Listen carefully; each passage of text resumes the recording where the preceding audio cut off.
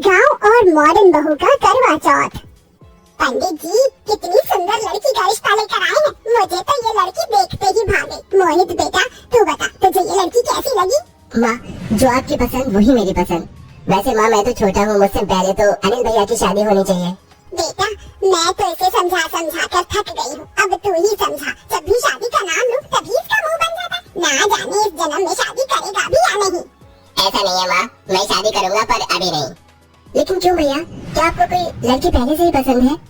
अगर ऐसी बात है अनिल बता मुझे, मैं तेरी शादी उसी लड़की के साथ करवाऊंगी। कम से कम तेरा घर तो बसे। मुझे एक लड़की पसंद तो है, उसका नाम सुनीता है, लेकिन वो हमारी तरह शहर की रहने वाली नहीं है, बल्कि वो गांव से है और हमारी तरह ज्यादा पढ़ी लिखी भी नहीं है। जब लास्ट टाइम मैं एक प्रोजेक्ट के सिलसिले में गांव गया था तब मेरी मुलाकात सुनीता से हुई और कब ये छोटी सी मुलाकात प्यार में बदल गई मुझे पता ही नहीं चला। अगर तू उस लड़की से इतना ही प्यार करता है तो मुझे इस रिश्ते से कोई एतराज नहीं। मैं तेरी और मोहित की एक साथ ही शादी करवाऊंगी। अपनी माँ सुमित्रा की बात सुन अनिल काफी खुश होता है, जिसके बाद सुमित्रा गांव जाकर सुनीता के माता पिता से बात करती है और अपने दोनों बेटों की शादी एक ही दिन रख देती है। शादी की सारी रस्म खत्म होने के बाद सुमित्रा अपनी दोनों बहू का बड़े प्यार से गृह प्रवेश करती है। माँ जी, ये घर तो किसी बंगले से कम नहीं लग रहा है। क्या ये सच में मेरा ही ससुराल है? ऐसा घर तो मैंने शाहरुख खान की एक पिक्चर में देखा था। अरे बहू, ये शहर है और यहाँ पर ज्यादातर लोगों के घर तुझे ऐसे ही मिलेंगे।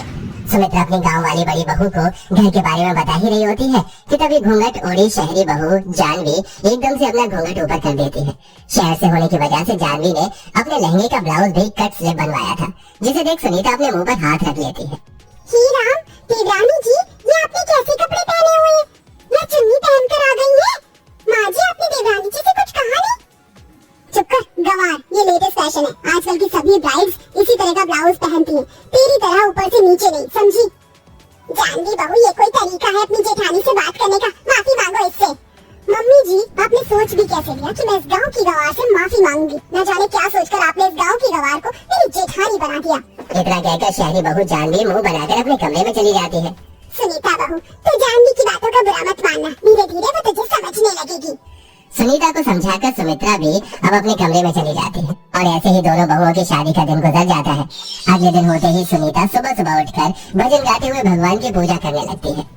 ओम जय जगदीश हरि, स्वामी जय जगदीश हरि, भक्त जनों के संकट, दास जनों के संकट क्षण में दूर करे। ओम जय जगदीश हरि। सुनीता के भजन की आवाज को सुनकर सभी लोग नीचे आरती में आ जाते हैं। वहीं अपने कमरे में सो रही जानवी की भजन से नींद खराब होने लगती है और वो गुस्से में उठकर सीधा नीचे आ जाती है। अरे जानवी, तुम आ गई? मैं तो आरती लेकर तुम्हारे कमरे में ही आ रही थी। ये लो, तुम भी आरती ले लो।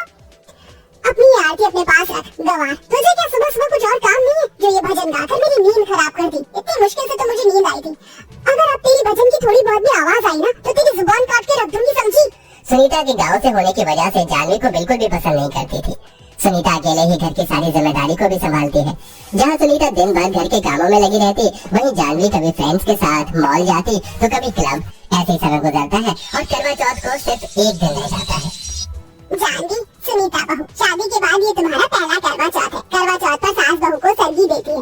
इस सरगी के अंदर काजू बादाम किशमिश मिठाइयाँ सब कुछ है। कल सुबह सूरज निकलने से पहले तुम सरगी खा लेना और साथ में ये सुहागन का जोड़ा और श्रृंगार का सामान भी है। कल करवा चौथ पर तुम इन्हीं सामान से तैयार होना। सुनीता अपनी सास सुमित्रा से सरगी का सामान लेकर सुनीता के पैर छूकर आशीर्वाद लेती है, लेकिन वहीं जानवी भी सरगी का सामान देखकर मुंह बना लेती है। माँ जी, ये क्या आपने मुझे बेकार सा सामान दिया है? आपने सोच भी कैसे लिया कि मैं इतनी घटिया क्वालिटी की साड़ी पहनूंगी और ये लाल चूड़ियाँ और गंदी सी लिपस्टिक लगाऊंगी? मैं करवा चौथ पर क्या पहनूंगी ये मैं डिसाइड करूंगी, ना कि आप। इतना कहकर जानवी मुंह बनाकर चली जाती है। जानवी की बात सुन सुमित्रा को बुरा तो लगता है, लेकिन सुमित्रा उसे कुछ नहीं कहती।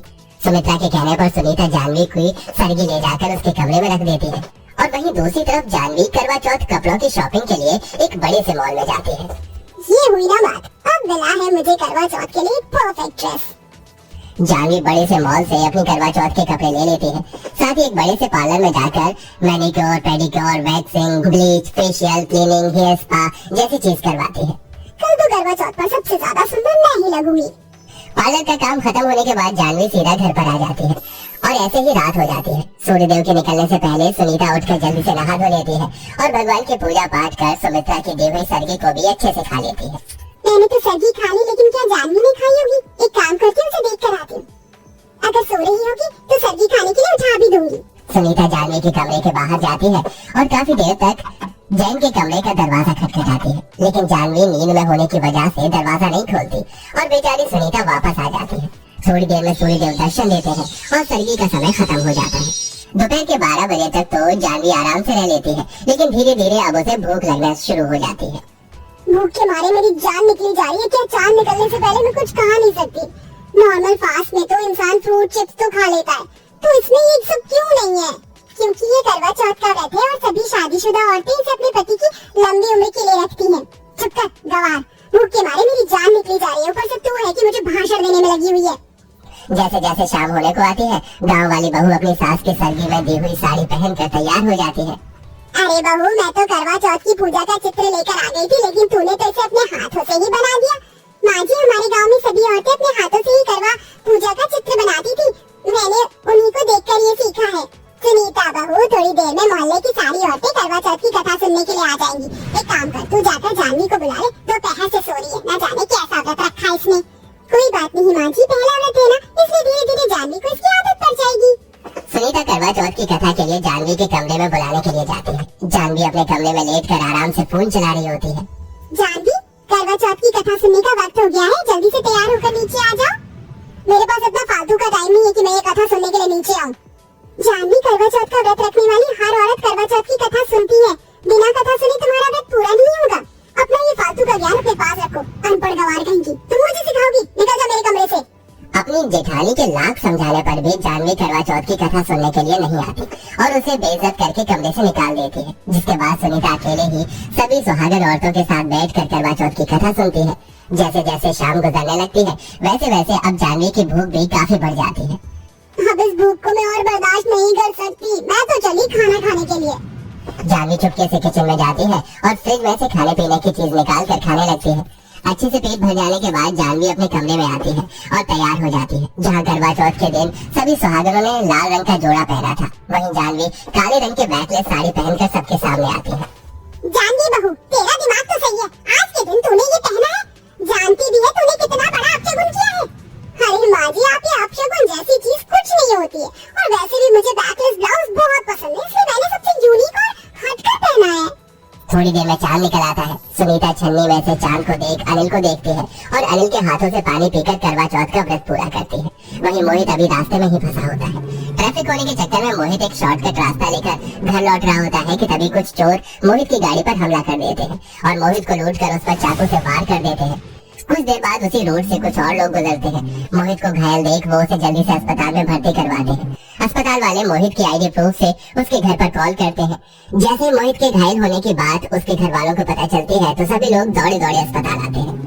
आज मेरे बच्चे की हालत है ना, उसकी जिम्मेदार सिर्फ तू है। अगर मेरे बेटे को कुछ भी हुआ तो मैं तुझे छोड़ूंगी नहीं। हे भगवान, मैं क्या करूँ? ये मुझसे क्या हो गया? अगर मोहित को कुछ हो गया तो मैं जी नहीं पाऊंगी। इसीलिए कहते हैं जानवी, इतना भी मॉडर्न होना ठीक नहीं है। तुम्हें करवा चौथ के व्रत का बहुत अपमान किया, इसलिए करवा माता ने तुम्हें सजा दी है। लेकिन अभी भी देरी नहीं हुई है। अगर तुम करवा माता से अपनी भूल चूक की माफी मांग लो, सच्चे दिल से अपने पति की लंबी उम्र के लिए प्रार्थना करोगी, तो मोहित को कुछ नहीं होगा। सुनीता की बात मानकर जानवी करवा चौथ के व्रत में की हुई सारी भूलों की करवा माता से माफी मांगती है और अपने पति की लंबी आयु के लिए प्रार्थना भी करती है। थोड़ी देर में मोहित को होश आ जाता है, जिसे देख जानवी बहुत खुश होती है। इसी के साथ अब जानवी को अपनी गलती का एहसास होता है और सुनीता से माफी मांगती है और हर साल सुनीता के साथ सारी रस्मों को निभाते हुए अच्छे से करवा चौथ का व्रत करती है। वेल दोस्तों, क्या आपके भी घर में कोई करवा चौथ का व्रत रखता है? तो उसका नाम हमें कमेंट में जरूर बताइएगा।